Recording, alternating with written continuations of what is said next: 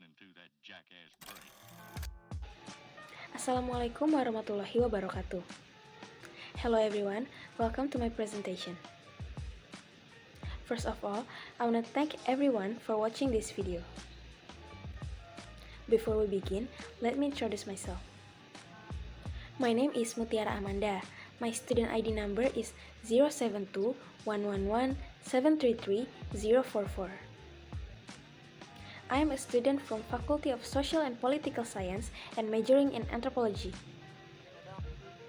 And today, I want to give a presentation about postmodernism in Indonesia.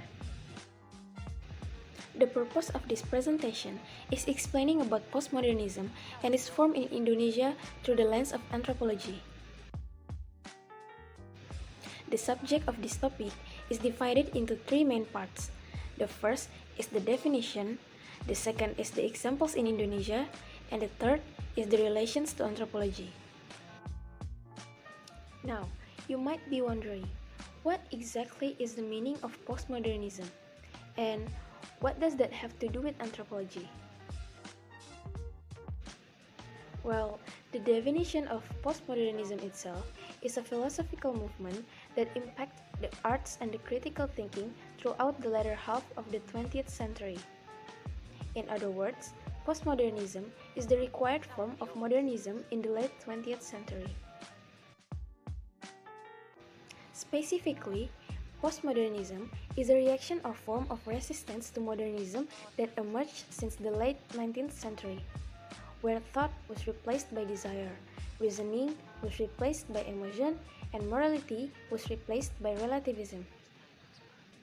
Postmodernism states that there is no real truth. It says that knowledge is always made or invented and not discovered. It also assumes that truth is nothing more than a social construct, that there are no universal truths that applies to everyone. Because individuals are confined in a limited perspective by their respective race, gender, and ethnic group. In arts, postmodernism has distinct characteristics, which include irony, pastiche, hyperreality, intertextuality, magical realism, unpredictability, distortion of time, and themes of paranoia.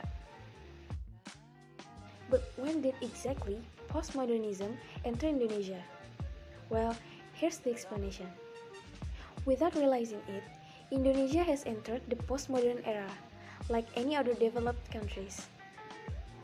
What's meant by era is not a periodization, but rather a new cultural logic. And traditional culture or local culture is the entrance to the postmodern era.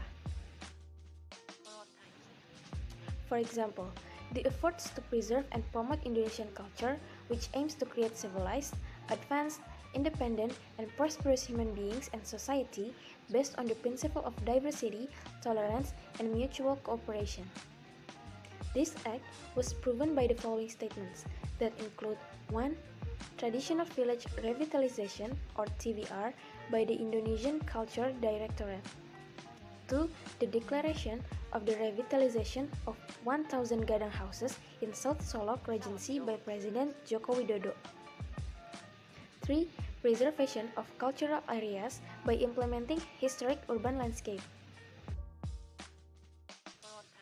And what does all of this have something to do with anthropology?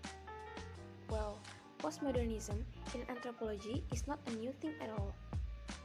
Because in various fields of anthropology such as symbolic anthropology, feminist and or gender anthropology, political anthropology, Marxistic anthropology, and others, discussion about postmodernism has long been attached.